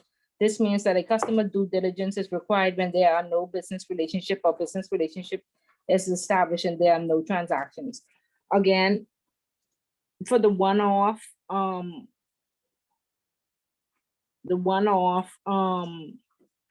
like Bank of the Bahamas cards and what have you, or when you have a consultant, when there's a external asset manager bringing in business on your behalf, I think that would be applicable to that, but I would need to go and make sure. So customer due diligence carried out by the company for many reasons. Okay. Right, so one-off would be the Bank of the Bahamas cards or the prepaid, or I just want to send a wire. And you see now that a lot of banks say that we're not going to send wires for you if you don't have an account. And then you also see that, is it every bank now that says you can't get US? Because the other day I was at Fidelity and I had gotten US from Fidelity, but I don't have an account there. And they said, we can't give you US because you don't have an account with us. That's correct. Yeah, so is it didn't give me US. right? Right. So again, I think Scotiabank does, even if you don't have an account though. okay, but then they do ask you, do they ask you for KYC? Do they ask you then to provide your passport and ticket itinerary. yeah, but what they should be asking you for the minimum requirements for their KYC, if that's the case. No, they never asked me that. Yeah, no, and so that's why I guess Fidelity took on the premise that if you do not have an account with us, we're not even going to go through it. Right? Right. Correct. Right. Yeah. Yeah. So in those cases. Right. But I will do some more research just to make sure that I give you the entire, all the information on it. Okay, thank you. Okay, you're welcome. Right. But for the most part, do we understand customer due diligence, what is required when we get those very complex companies? Yes, We ma'am. understand? Yes. Okay, we understand nominee agreements and when that's required. What's that? Repeat that last one. Nominee agreements. What is that? I don't know what that is. Okay, so you back probably to a company account, of course, you need the certificate of incorporation. You need the board resolution authorizing to open the account, because let's say me and Symphony can work for Royal Bank, but we may not be authorized to sign on behalf of Royal Bank. So you want that resolution to state exactly who the persons are responsible to, carry out transactions on their account and who the signatories will be. Again, a lot of times persons want to, it was just like the thresholds for the 15,000 and then the 9,000, when it was 15,000, they bought in 14.99, and when it was 10,000, they bought in 9.99. So with the same thing, persons holding an interest in the company of 10% or more, now they're bringing in a share, shareholders registry is saying I own 8%. So that means you don't need to verify them. And so a nominee agreement would be, in the past, we would have received a shareholders registry that said Bullet & Co. owns the shares for this company. And the law now says it has to be a natural person. And so you can accept the registry saying Bullet & Co. owns it, but you need a nominee agreement or an agreement that says who Bullet & Co. represents and who are all the shareholders in Bullet & Co. And then you would need to verify all of them. Because remember, I said it could be me and Ben Laden owning these shares, right? And that agreement would say, I hold these shares on behalf of Ms. Bullet and Ben Laden. So then, of course, you wouldn't open that account. Okay, but I know about all of that. I just didn't know what it was called. Now Well, right, yeah, right. So I know a lot of times the terminology. Ms. Bullet, that isn't similar to the declaration of trust? Correct. Okay. Again, in that it'll tell you exactly who are the owners of the trust, who is the settlor, who is the protector, and who are the beneficiaries. And again, a lot of persons don't like to ask for KYC of the beneficiaries up front. They said, you only need to get the IDs from the beneficiaries when there's a distribution. Okay, so suppose the beneficiary is a PEP, and you find this out at distribution time. Then what happens? Right? And so there are a lot of risks related if you don't get that KYC up front and you do not check them. Okay? Again, we do with businesses, with persons all around the world. A lot of times people say, oh, I just have power of attorney over this account. And then you find out that they are the actual owner. Okay, so you want to ensure that if this person says, I'm acting on behalf of the third party, you verify that person and the third party. A lot of time, we just say, oh, we have the passport and address for the power of attorney or the accountant. Or before, the law said you only needed to verify 2 directors. And so, of course, if Perry Christie and Brave Davis owned a company, they would say, well, verify our secretary and our other director, not knowing that they are the owners as well, and they are PEPs.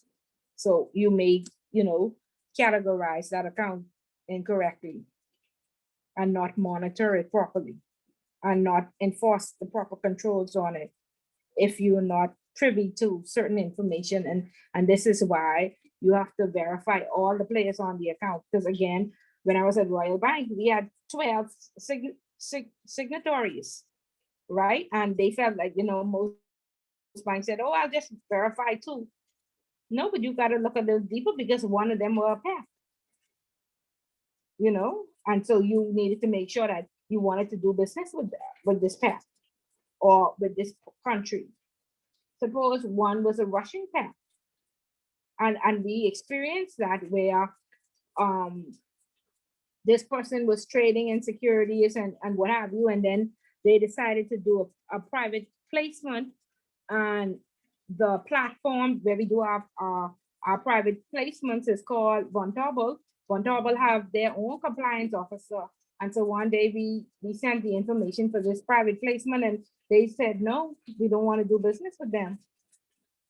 One of the signatories was married to a Russian PEP. And it took me 2 days and I asked them, and I said, can compliance speak to compliance? They said, no, we don't speak to customers. But I said, but this is the compliance department of your compliance, of your customer. And they said, no, because again, they don't want to be, compliance does not have to give an explanation.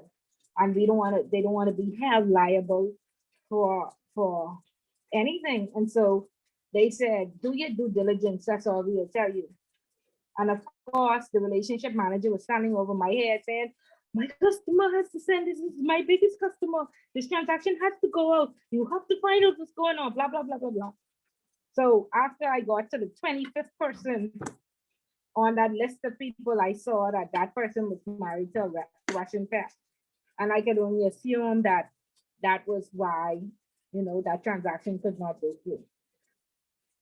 Okay, so you want to do a full review, and that's why it's good to get an account opening synopsis to see exactly who these people are. I get an explanation of how they generated their wealth, get a full profile. What type of transactions are we expecting? Are they, what countries do we expect wires to go to or not? And so that way you'd be able to pick out, hey, you said that you did business with China and the Netherlands and the UK. Why are you not sending money to or from Russia or to this, how is this company, related to your business? Okay. And then another problem is when they actually bring in source documents and say, this is to corroborate, or this is to confirm that I ordered supplies from China. The other day, the person told me that they bought a piece of property, and this was some $5 million to pay for the piece of property. But the sales agreement, thank God, I decided that I was going to read it that day, because a lot of times we just get it in and we say, oh, this is sales agreement. Okay, fine. Process the transaction. The sales agreement said to purchase shares. So I said, wait, this says $5 million to purchase shares. How is this to buy a piece of property? Okay. So you want to not only get all this information, read it, because a lot of times it does not make sense, and corroborate it and make sure it matches to what is in writing, and ask for sufficient information so you have a like a little overview on who these people are. Because trust you me, they come back to haunt you. They had Or if you try shares. to do it, sorry? I was gonna say they had shares in the property. Right? No, they are shit. This was a sales agreement to purchase shares in another company, but they telling me this to buy property. They forget that they told me it was to buy property because they wanted the transaction to go through. Oh, Everything is always in a rush and in a hurry, and they need it now. anything to be. Okay, so right, correct, correct, correct. And again, you will have those customers who are very fishy and again document them and bring them before senior management or your AML committee and let them make a decision based on it. Don't try and you know not bring it up so everybody on board. Let them take a vote. Will we keep this account open? These are my concerns. You know, but make sure the evidence or the documentation that you have on file makes sense. Because a lot of times you'll be surprised it don't. It don't. Especially if you're going into a company. I went into a company where they had many deficiencies and they didn't even have a verification department and they wanted compliance to take on, reviewing files. And a lot of the files were just like nonsense.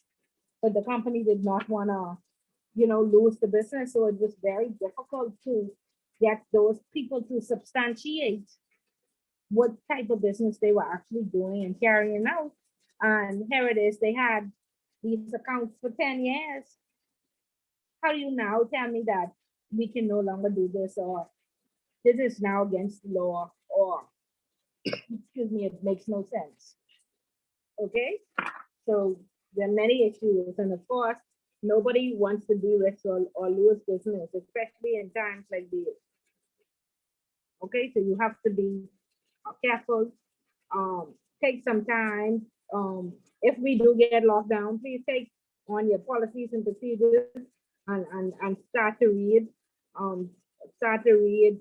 the requirements of your regulator and ensure that there are no gaps in your policies. A common problem in the Canadian banks is that they send down all the laws from Canada, but it's not Bahamian law. And so years ago, we took on a project where we reviewed policy and Bahamianized it, put Bahamian law on it versus Canadian law because your staff will be lost. Okay, and whomever is the head of the departments will be in lots of problems if there's a breach and you pull out that Canadian policy because I've read policies where I said, how is the staff supposed to carry out their duties or follow this guideline when it's based on in Canada?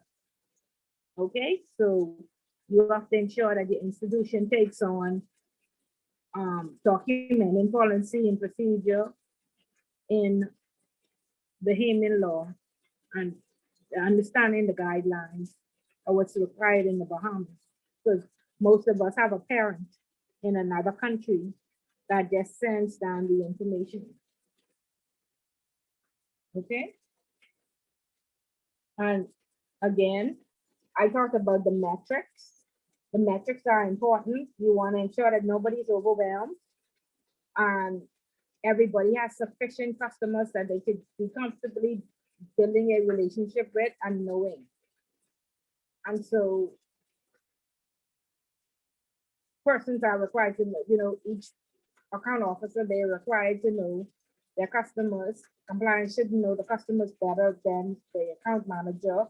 And then they could develop, and then if you split it, the European desk, the Asian desk, what have you, then you could develop patterns and you could, look at other people in Asia and see what they're doing and their, their buying process or how their company operates, and that would help you to look at like generate a historical pattern of each customer so you could keep abreast of all these things because it's a lot to manage, but it is achievable if you have the proper metrics in place and You are organized. Okay?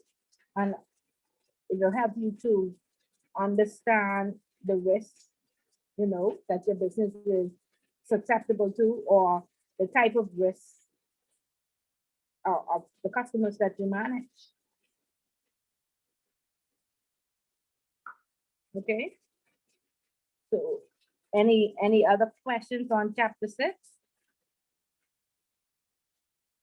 or chapter 5? Do we have a good overview of what we should be looking for and how due diligence is to be carried out? And then again, once we gather all this information and properly assess the client, we know who the client is, then we want to put them on a monitoring schedule where we say we actually review them because things change. I thought Miss Bullet might not have been married, but now she's married to a pep, or I met a pep and we now have a close relationship. There's all sorts of stuff that you find out when you monitor the account. And then again, Ms. Bullet opened this account. She said it was for cryptocurrency, and her clients are gonna come in and make deposits to this account for cryptocurrency. But then we see the transfers going out the account, and Ms. Bullet buying a Mercedes from the account that's for cryptocurrency. Right? And that money in with yours. So what would we do? We understand why monitoring and staying within your profile is important.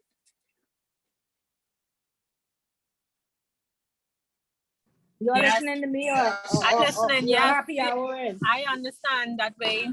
That way, when I decide to move the money, they don't know that it's me and what I using it for. You ain't moving no money now. That ain't yours. You're moving no money. Okay. Good.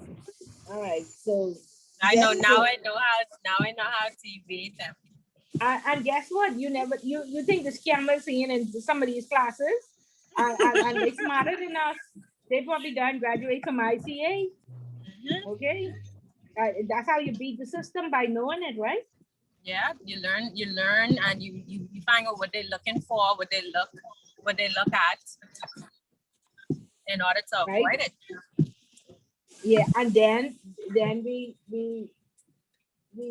are happy because they are overworked and overwhelmed, and we leverage off their ignorance, and laziness, and then poof. I think it's mainly the overworked, underpaid. Yeah, they are always successful. Sure is. Okay, so good. So next week, I will look for risk rating form. So hopefully we'll have a visual and be able to, pull this all together when we talk about risk profiling. You mean like in a chapter risk 7 rating form that was created for a particular company, or we will start with the basal index and look at how the country is risk rated, because when I asked you the question earlier, you're like, Ms. Bullet, we didn't even know what you're talking about. But I think I may have one or two from the old company that I was at, so I'll probably look and send it to you. Okay, yeah, just take out all the names and everything, because we just want to use it for, They foreign names anyway. Yeah, but still, you don't know, but see, I know. You never know. You just be careful. Yeah. Okay. And this will help us with questions on the classwork, chapter 4 and 5, risk management, when it says conduct a risk assessment, considering that it will be offered to your clients. This will basically guide us for that question. Yes. Yeah. I was going to ask if there was a question on this that we covered today, just now. Well, on Is there chapters 4 and 5, on chapters 4 and 5, the first question, one of those in unit 5, The first paragraph is one of the multiple choice questions. No, I'm talking about essay questions. Okay. Okay, so you only have multiple choice questions? What do you have? No, I was saying essay question. You mean for the exam, Yeah. or you You have the class, mean? Yeah. you have the classwork? We're Yeah. talking about if one of those questions will be on the exam. More than likely. No, they're your classwork to practice. I can't tell you what to be on the exam, but of course, When she said like that, it could be on the exam. you Right, see okay. you see 4 chapters on risk. That's how much they Okay. want to drill. And you see risk was an intro, and risk was previously not an intro. They just added that to intro last year. And they added the same thing from intermediate. So I don't know why they did that. You know? Yeah. Such is life. No, I wasn't asking you to give me an exam question. Okay, but Oh, well. like I said, asking. look at the homework and look at the classwork. And definitely Okay. that question that designed the risk rating form, yeah, Mhm. that's a popular Okay. one for the exam. Okay.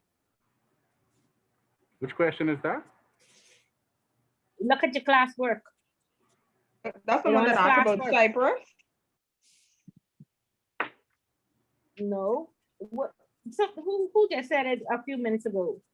That was me, Danielle. It's chapter 4 and 5, risk management. It asks you to conduct a risk assessment considering that it will be offered to your clients who that reside. one, yeah. Right. In Cyprus, that's that one. Yeah. She said design a risk rating form. I don't have it in front of me.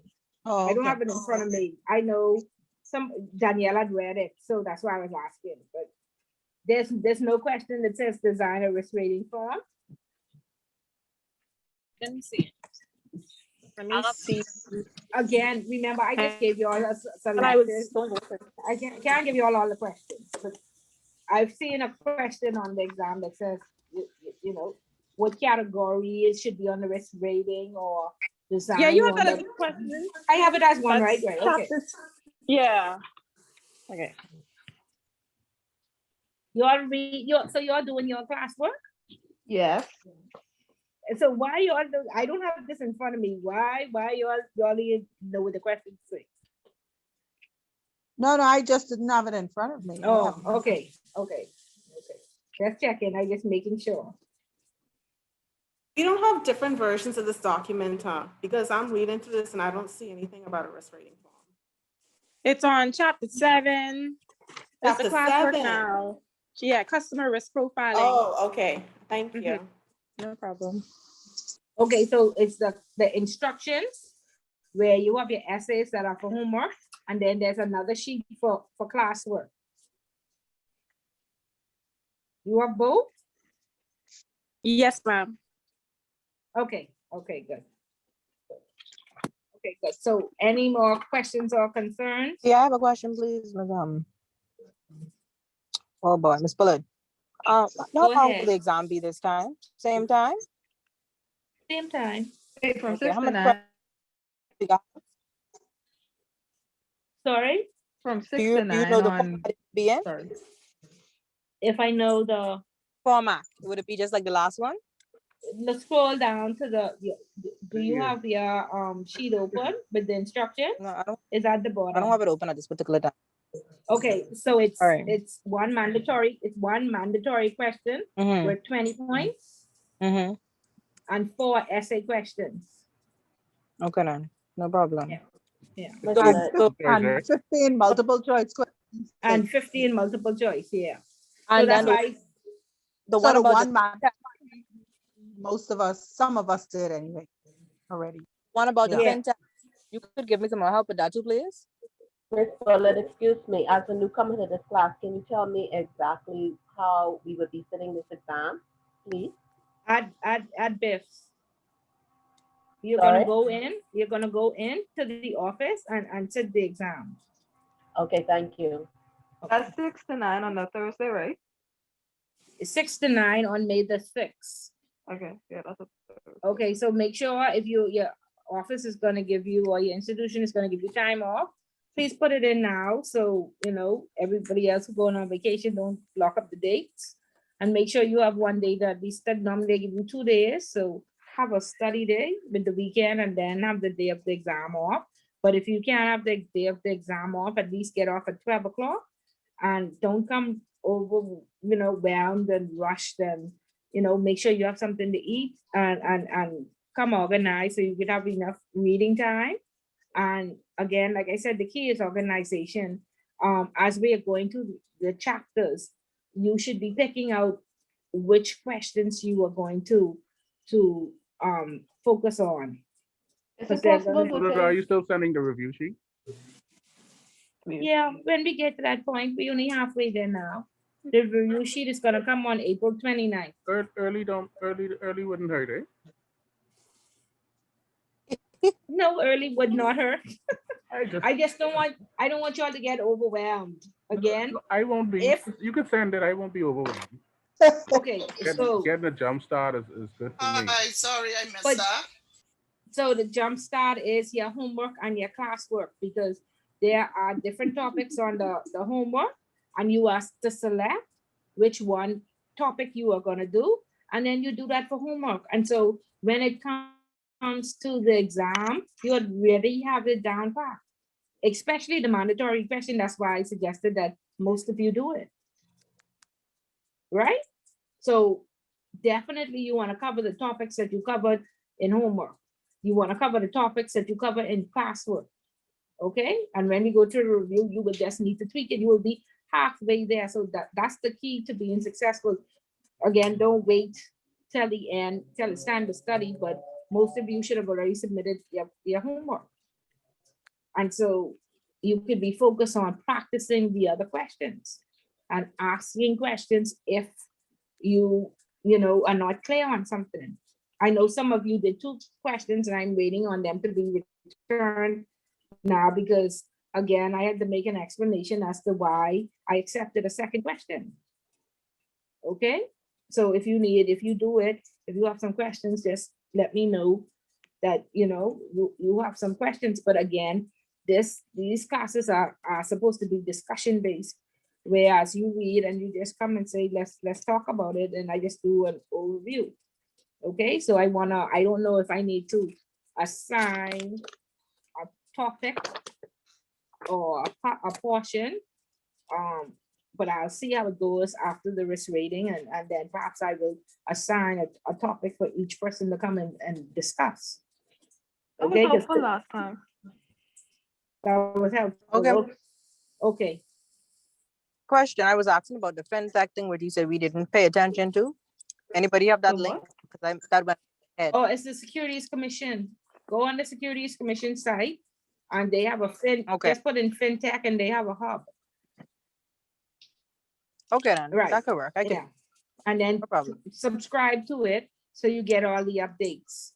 So you'll Okay. see where when all the new laws come out and what's happening out there in the tech world. It's Okay, no problem. So, question. fintech. Yeah, Securities Commission Uh, website, uh-huh. and in the search bar, put in fintech. And Fintech. yeah, there's a hub that you come up and you can follow it. There's some information out there already, and there are different links, and then you can follow it. So when you follow it, when every time something new comes out, it comes into your email. Okay, But thanks. you, if your regulator is the Securities Commission, you should already be subscribed to them and you should be getting all their updates. If it's the Compliance Commission, if it's the central bank, whomever your regulator is, or if I put a list of who you should subscribe to. So you should be getting these emails, daily or weekly, and these are the conversations that you have within your institution. Because every morning the CEO comes for an update on the newspaper or on the. It can't be that you don't know what happened. Okay, no problem. So next question. You said it's gonna be on May the 6th, right? Which is on the paper as well. All is come at the same time, or it's gonna be like how it was last time, Miss B? Yeah, so they have 8 classrooms, and Miss Dean, you're gonna call and make an appointment. After after April 29th, you can call and make an appointment, and she will schedule you. Okay, so you could either do a morning or evening, or she'll give that time. But there are 8 classrooms, so it just depends on, nearing closer to the time, persons say, oh, I can't make it, or I have an emergency, or this or that, and so we have to prepare like 3 papers. So depending on So how it's possible to take it early? Before May the 6th? Yeah, that weekend preferably. You'll have to speak to Miss Dean.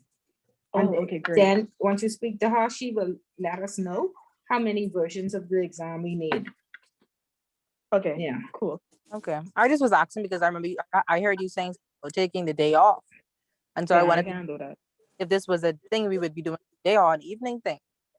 No, it's in the evening, but you don't want to be rushed. You don't want to be in a traffic jam. You don't want that day to be the day work say you have to stay late, and that make you mad because you have a test that you already studied for, and so it's just life happens. So it's best to get a study day if they offer it, or at least take a half day. At minimum, get off at 4 o'clock. Don't get off at 5 trying to fight the traffic to be there for 6. Okay, then. Fair enough. That's enough. That's a word to the efficient. Well, I tell you, I had somebody who was a top student just simply failed because she was told you can't leave, and she got the exam late and she was overwhelmed and she just didn't finish. So that's why I say if you plan ahead and organize yourself, these little tips help. And then that's why I say you have to talk to your families and let them know that, we could have been in Miami this weekend with this money, but we made an investment into ourselves. And so therefore, I need you to work with me. I don't need to pick up the children and cook dinner and clean the house. And I need a day where I can study and unwind, because it's a lot of information and it's not easy to remember, or like Miss Bullet is blank out trying to remember all these things. Okay, so you are mentally in a good frame.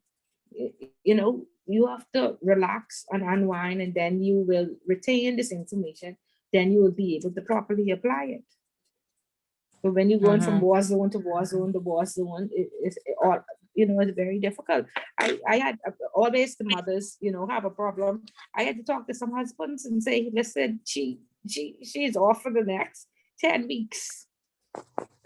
Okay, you could handle the load for the next 10 weeks so she could be successful. Because if she is successful, the family is going to be successful. So give her a break for 10 weeks. And he said, okay, Miss Bullet, I'll pick the children up from school so that she, could get the class on time and is not overwhelmed and whatever. And that helped.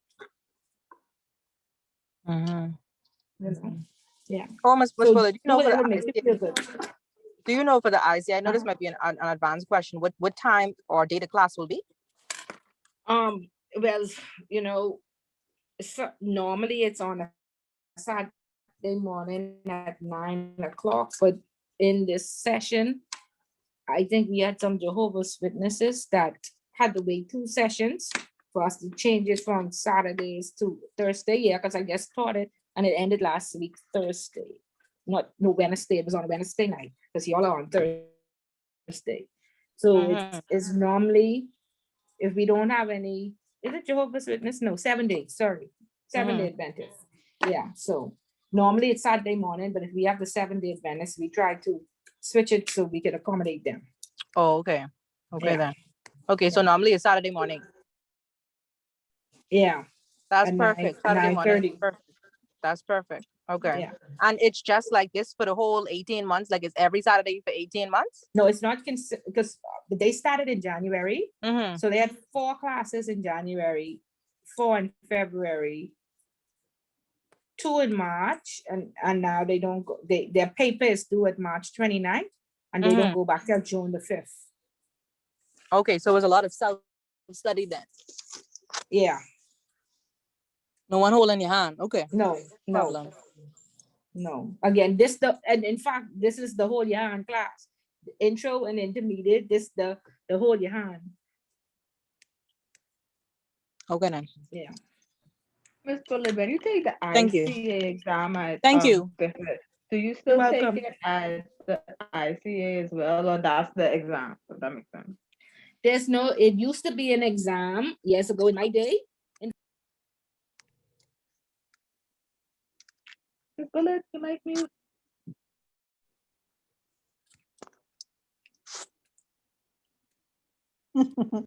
She Miss going Bullet, on. your mic Your mute. mic mute. Your mic muted. Sorry, and Miss Bullet just going on and on and on, you know. Sorry, no, they recently changed it 2 years ago, so there's no longer an exam. So there are 3 essays on the AML side and 3 essays on the governance, risk, and compliance side. Okay, So 3,500 words each. Right. And do you submit that to the ICA, or would you submit that to the Bahamas Institute of Financial Services? No, there's a site that you submit it, and it goes all the way to the University of Manchester, and they mark it there. And then they send you back comments. But when you upload it to their website, they tell you 10% of your essay came from here, 25% came from here, 10% was used by other students. But I realized that 3 or 4 or 5 of you writing the same thing. And then if you get to 50%, they just reject your paper entirely. Oh, so you don't So that's put the too same many format as quotes. that, man. Their papers. Yes. Yeah. Okay. okay. And that's the one that costs $6,000. That's that one. Yes. Okay. But it's achievable. It's achievable, and like I said, because the laws changed, everybody seems to show up to class because everybody wants to, curb the costs of regulation. Very expensive. When you said law How much is change, the what you cost? talking about, Miss B? We were deficient in 22 of the 40 Oh, recommendations. okay. Yeah. You said $6,000 is the cost? Yep. Yes. Okay. So try to get your institutions to pay for it. I mean, normally there's a development plan, and they normally say you have to be in the area, but if I had somebody write in to say there's no opportunity in the area, and I've been trying for the last 4 years, and I have all the certifications in my department. Therefore, I humbly request that I either do trust or AML, and they accepted it because she said I'm unable to fulfill my, development plan because there are too many roadblocks. And she said she's asked for it even helped her get the cross training. And so ask, you never know. I would ask. I agree with that. I agree with that, Miss Bullet. I just think that like you said, you have to have the willpower to do what you have to do, because really and truly, I wouldn't want to use the word afraid because that's not a good word all the time. But basically, it's with the paper not being marked here, there's really, oh, I know Symphony, or I know Nell, Right, it's more, right. it more does Symphony or Nell know what they're saying.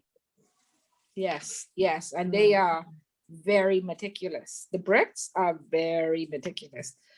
Most of the people, they have a referencing guideline, the one that I send you all out. And I said, practice now if you're going to go to ICA. And most of I get that.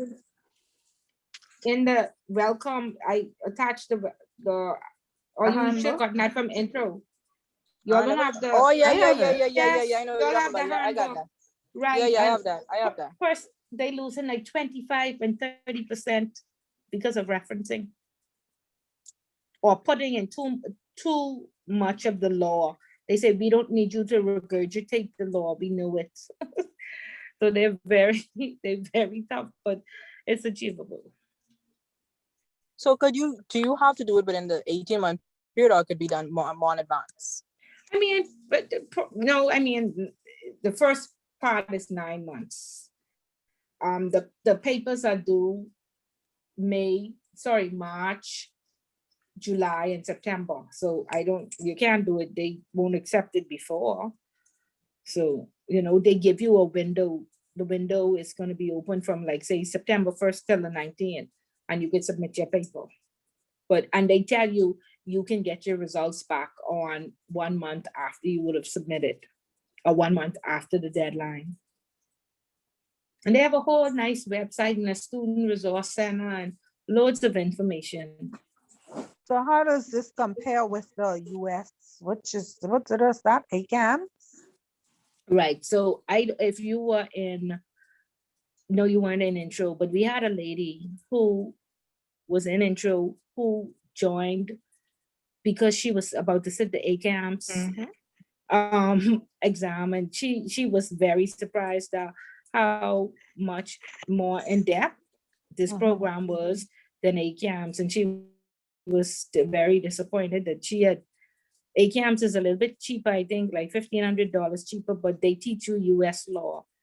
And even when I teach, we have 6 lecturers and we rotate.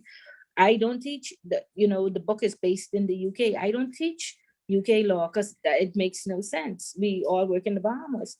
And so she was like, now she realizes that they only taught her US law. And now she has to go and try and figure out what is Bahamian law. And at least with the UK law, we're common law. We're common law jurisdiction. So the law is similar. So yeah, so it's being accepted. I spoke to, they've said it's much more advanced and much more detailed. It's like the Series 7 in the Canadian Securities exam. Yeah, like that. Yeah, the difference. But this one is more detailed and more relevant. And like I said, because we're teaching it here, when you answer the questions, they ask you for a jurisdiction of your choice. And so, of course, you're going to pick the easiest jurisdiction to write on, which is the Bahamas. And so I teach the Bahamas. And so you could go right and apply it to your institution and you're there.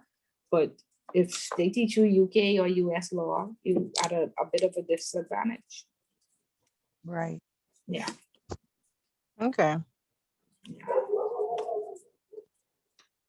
Yep. Fair enough. I think my question's answered. So basically, you're saying you could do it, but you could do it within a shorter amount of time. Yeah, but you would probably, like her, she is now going to take ACAMS, and a lot of people have done this, then sign up for ICA, and they're going to pay twice and do the work twice. So I would just. So having an ACAMS and I see people on LinkedIn, I think they say Mika or whatever behind their name. That don't make no sense to have all two. No. Not to me, you only need one. But so I would do the one that's most common to the jurisdiction that I work in. And that would be more applicable to when I go to work, I know what to do.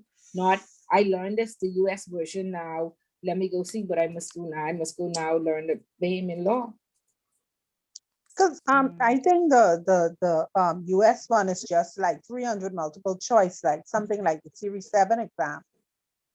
Yeah, but I don't think it's an essay. I think the format is different. Okay, so yeah, go ahead. Go ahead. No, I was just saying that, yeah, it is US. It is based on US law, and also the format is different in that I think it's 300 multiple choice questions.